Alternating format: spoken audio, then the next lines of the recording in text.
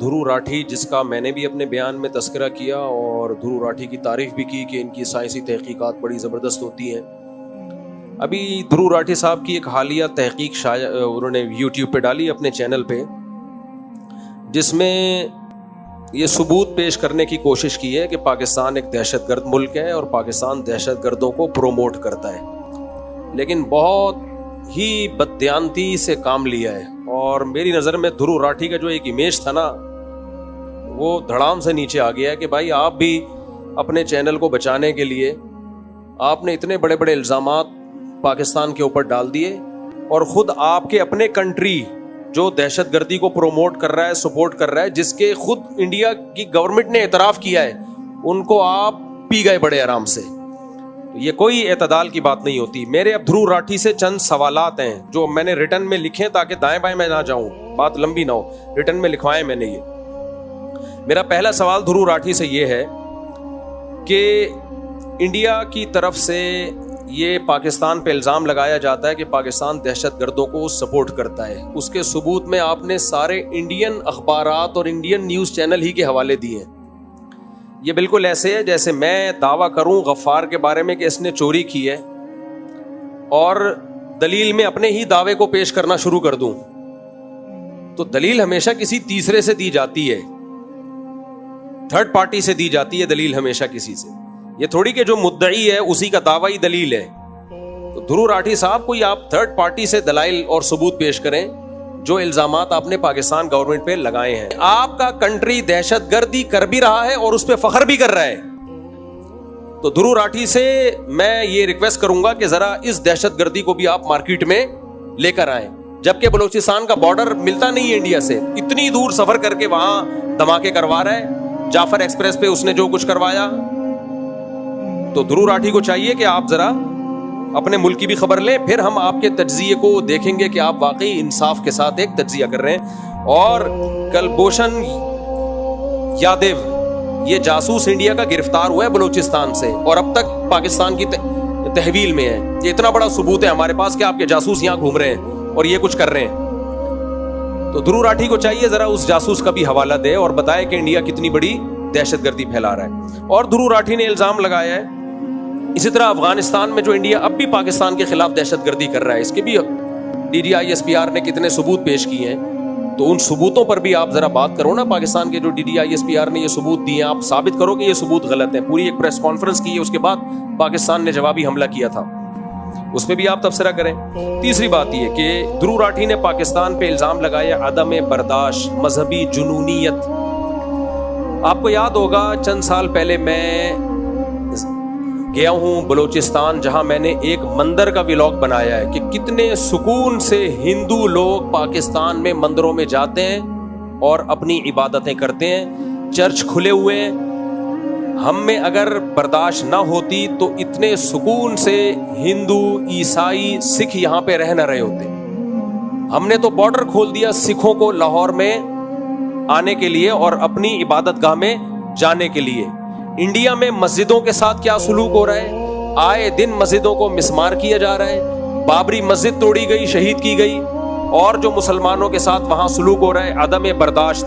گائے کا گوشت آپ سر عام کھا کے دکھا دو، جو آپ کا حشر نشر کرتے ہیں وہ صرف ایک گائے کے معاملے پہ جو انہوں نے کیا کیا. بھائی اگر آپ کو گائے نہیں کھانی آپ نہ کھاؤ.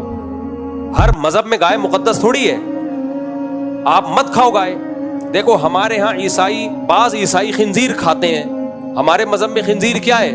حرام ہے. ہم ان کو روکتے ہیں نہیں بھائی تمہارے مذہب میں جائز ہے تم کھا سکتے ہو، ہمارے مذہب میں جائز نہیں، ہم نہیں کھا سکتے. لیکن آپ ہندوستان میں گائے کھا کے دکھاؤ آپ. تو دھرو راٹھی کو چاہیے تھا کہ اس پہ بھی آپ ایک ولاگ بنائیں اور کہیں یہ عدم برداشت کہاں ہے؟ ہندوستان میں ہے یہ عدم برداشت.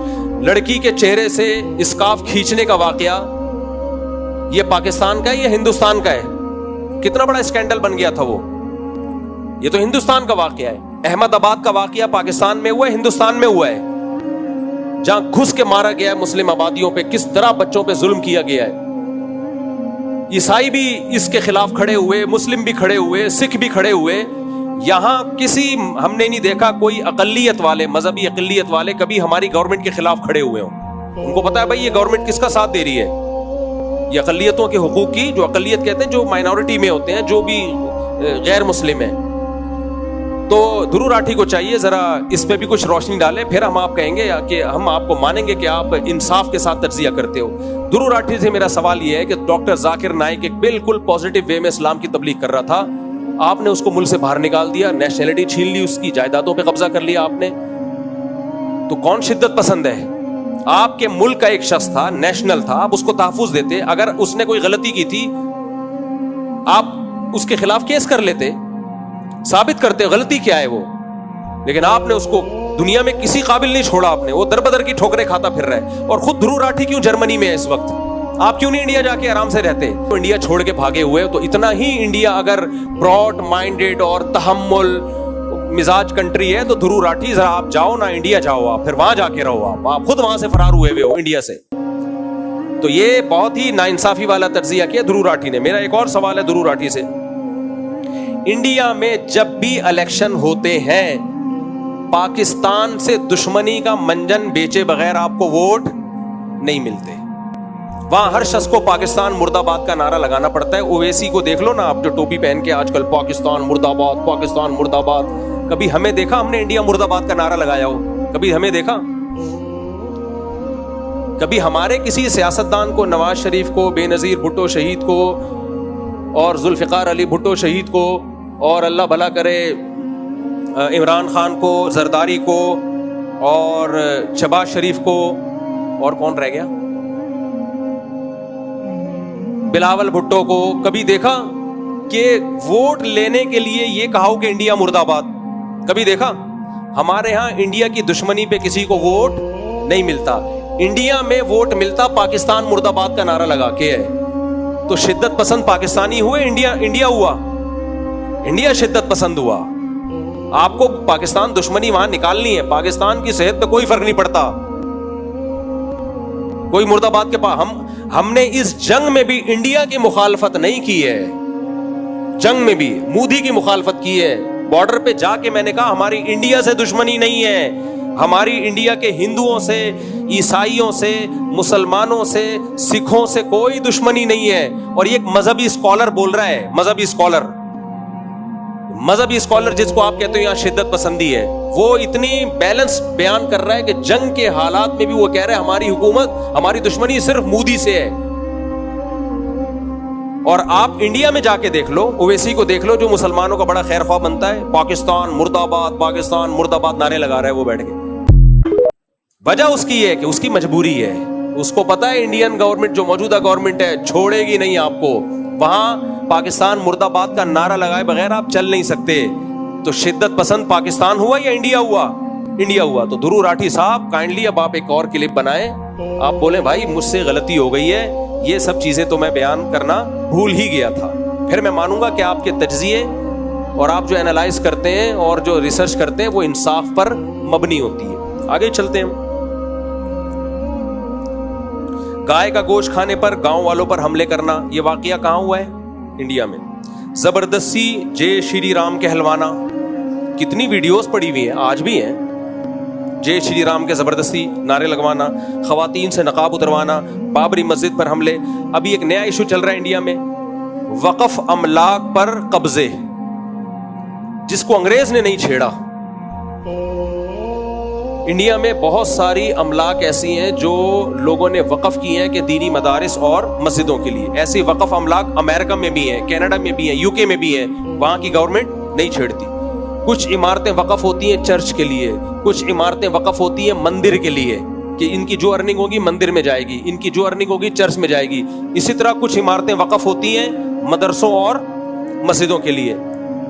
مودی سرکار نے وہ تمام وقف جو املاک ہیں وہ کس کے قبضے میں لے لیے ہیں؟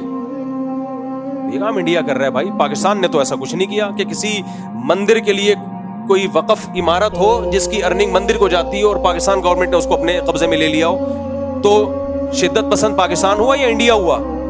تو دھرو راٹھی کو چاہیے آپ ذرا اس پر بھی بات کریں. حالیہ جنگوں میں آپ دیکھ لو, حالیہ جنگوں میں پہل پاکستان نے کی تھی, انڈیا نے کی تھی. پہل بھی تم کر رہے ہو, خواتین کے چہروں سے نقاب بھی تم اتار رہے ہو, مسجدیں بھی تم گرا رہے ہو, کوئی گائے کی گوشت کی بات کرتا ہے اس کو بھی تم مار رہے ہو, اور تم خود جرمنی بھاگے ہوئے ہو. ڈاکٹر ذاکر نائک کو بھی تم نے نکال دیا, اور پاکستان مرد آباد کہے بغیر تمہیں ووٹ نہیں ملتا ایک کنٹری میں, تو جبکہ ہمارے ہاں یہ کوئی مسئلے ہے ہی نہیں. تو ان سب باتوں سے پتہ ہے. پانی تم نے بند کیا, سندھ طاس معاہدہ تم نے توڑا ہے, جو سندھ طاس معاہدہ تھا ایگریمنٹ تم توڑ رہے ہو. ہاں, کشمیر میں اقوام متحدہ کی قراردادوں کے خلاف تم چل رہے ہو. دھرو راٹھی نے انصاف سے کام نہیں لیا ہے, اور شاید اس کی ایک وجہ میں یقین سے نہیں کہہ سکتا, کیونکہ انڈیا نے سارے چینل بند کر دیے ہیں. ذرا سا بھی آپ انڈیا کی پالیسی پہ اعتراض کرو, چینل بند.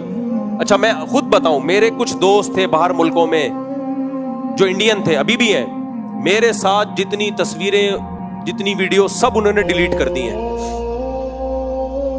ڈر کے, مودی گورنمنٹ سے ڈر کے. ہم نے تو ڈیلیٹ نہیں کی. ہمیں اگر یہاں کی گورنمنٹ پکڑتی ہے, اور میں بتاتا ہوں یہ میرا انڈین دوست ہے, گورنمنٹ ہمیں کچھ نہیں کہتی, صحیح ہے نا. دوستی یاری ہوتی ہے بھائی, امریکن سے بھی ہوتی ہے, انڈین سے بھی ہوتی ہے, جاپانیوں سے بھی ہوتی ہے. انڈیا میں جتنے جو پاکستانی جاتے ہیں نا, سعودی عرب میں جاتے ہیں, دبئی میں جاتے ہیں, باہر ملکوں میں جاتے ہیں, انڈین بھی تو ملتے ہیں نا. تو انڈین سیلفی لیتے ہوئے ڈر رہے ہوتے ہیں. اب میں نام نہیں لوں گا, ایک انڈین کا حج پہ مجھ سے ملے, بہت عقیدت ان کو, محبت, کوئی مشہور سیلیبریٹی ہے وہ انڈیا کی, بس سلام دعا کر کے پتلی گلی سے نکل لیے وہ. میں دوبارہ ملا, میں نے کہا آپ ایک دم غائب ہو, کہہ رہے مفتی صاحب بہت سخت حالات ہیں انڈیا میں, میں نہیں چاہتا میں آپ کے ساتھ بیٹھا ہوں کوئی میری تصویر لے لے. دھرو راٹھی تم اس کا جواب دو. اتنی شدت پسندی, میں کوئی بم لے کے آ رہا ہوں یار انڈیا میں؟ ہم تو انڈیا کی دشمنی کی بات کرتے ہی نہیں ہے. ہم نے کبھی انڈیا مرد آباد کا نعرہ نہیں لگایا, ہم نے کبھی انڈیا کی دشمنی کا لیبل لگا کے لوگوں کو سے فیور حاصل کرنے کی کوشش نہیں کی ہے, نہ ہماری گورنمنٹ نہ ہم. تو بہت ناانصافی کی ہے اس میں. انہوں نے بھی ایک بڑا اچھا, کیا نام ہے یار وہ جو منصور علی خان نے بھی دھرو راٹھی کو بڑا اچھا جواب دیا, وہ بھی آپ لوگ سن لیں. تو میرا خیال ہے دھرو راٹھی کو خطرہ یہ تھا کہ اگر میں نے ابھی بھرپور طریقے سے حمایت نہیں کی تو میرا چینل بھی اڑ جائے گا, اور میرے چینل کا پروگرام بھی اڑ جائے گا. سمجھ رہے ہیں, کیونکہ ہندی میں ہوتے ہیں, اردو میں ہوتے ہیں, ان کے جو ہندی اردو ایک ہی ہے, اس کو بھی بلا وجہ الگ زبان زبردستی قرار دیا ہوا ہے. یہ بھی شدت پسندی ہے. پاکستانیوں سے دشمنی میں اس ہندی کو اردو کہنے کے لیے تیار نہیں ہے. جی کوئی یار بھائی, ایک ہی زبان ہے, کچھ الفاظ آگے پیچھے کر لیے تو زبردستی. گرامر سے دیکھا جاتا ہے, زبان کا جو پتہ چلتا ہے گرامر سیم ہے. میں جا رہا ہوں, ہندی میں اس کو کیا کہتے ہیں, میں جا رہا ہوں, لیکن اس کو اردو نہیں بولتے. وہ اردو سے نفرت بلا وجہ نکال رہے ہو آپ. اردو شاعری, اردو تو پیدا انڈیا میں ہوئی ہے, پاکستان میں تھوڑی ہوئی ہے. پاکستان کی مقامی زبان اردو نہیں ہے, پاکستان کی مقامی زبان بلوچی ہے, پاکستان کی مقامی زبان سندھی ہے, پاکستان کی مقامی زبان پشتو ہے, پاکستان کی مقامی زبان سرائکی ہے, ہزارہ وال ہے. انڈیا کی مقامی جو زبان ہے نا بیسک, وہ اردو ہے, لکھنؤ کی پیداوار. آپ نے دشمنی میں یار اپنی زبان سے رشتہ توڑ لیا یار, کہ مسلمان بولتے ہیں اردو. اور آپ کو پتا ہے کہ ابھی چھوڑو, میں لمبی تفصیل میں جاؤں گا, تو ساری شدت پسندیاں آپ کی طرف سے ہو رہی ہیں, اور آپ کی فلمیں اردو میں بنتی ہیں, آپ کے گانے اردو میں ریلیز ہوتے ہیں, مجبور ہیں آپ اردو. لیکن دشمنی دیکھو, جان جان کر مشکل الفاظ لے کر آئیں گے ہندی میں, جس کا مطلب خود انڈیا کے لوگوں کو سمجھ میں نہیں آ رہا ہوگا. ہر طرح کی شدت پسندی آپ اختیار آپ نے کی ہوئی ہے, اور سارا ملبہ کس کے اوپر ڈال رہے ہو, پاکستان کے اوپر آپ نے ڈال دیا ملبہ. ہاں, کرتارپور میں دیکھو نا, سکھوں کو ہم نے عبادت گاہ کھول دی, ان کی عبادت کرنے کے لیے سکھاتے ہیں, عبادت کر کے جاتے ہیں. تو یہ ساری شدت پسندی. دھرو راٹھی سے میں کہوں گا کہ آپ اپنے فیصلے پر نظر ثانی کریں. ہم تو, ہماری نظر میں تو آپ کا ایک بڑا اچھا امیج تھا کہ آپ بڑی ایک معتدل رائے ہوتی ہے آپ کی, لیکن اس دفعہ تو آپ نے سارا بیڑا غرق کر دیا, سارا ہی بیڑا غرق کر دیا. اور اگر آپ پھر بھی اس پہ مسیرنی پاکستان دہشت گردی کو سپورٹ کرتا ہے, تو پھر آپ انڈیا کی دہشت گردی کی بھی کچھ مثالیں دیں, اور بتائیں کہ اگر پاکستان کرتا ہے تو انڈیا زیادہ کرتا ہے, زیادہ کرتا ہے انڈیا.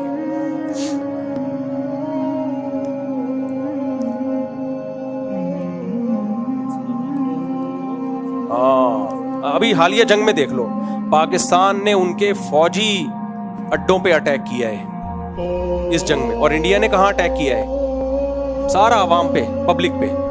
مسجدیں صاف نظر آ رہی ہیں, مسجدوں کو شہید کیا ہے. ہماری گورنمنٹ نے, ہماری فوج نے کہا مندر نہیں گرائیں گے. ایک انگریز نے بڑا زبردست تجزیہ کیا ہے, میں نے خود اس کا کلپ سنا.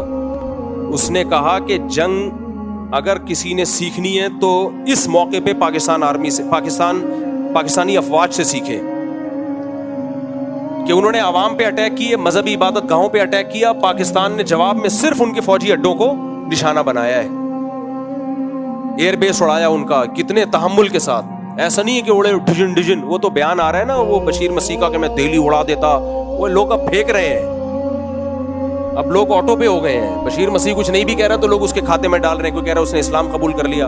اور صرف ایک بشیر مسیح پائلٹ نہیں تھا، سوری بشیر مسیح کہہ رہا ہوں یار، کامران مسیح اکیلا پائلٹ نہیں تھا، اور بھی بہت سارے پائلٹ تھے، وہ بھی انسان کے بچے ہیں میرے بھائی، ان کی بھی قربانی ہے. آپ کامران مسیح کو بھی پروموٹ کریں لیکن دوسرے بھی کوئی. اور یہ بھی دیکھ لو یار، کامران مسیح مسیح ہے، عیسائی ہے.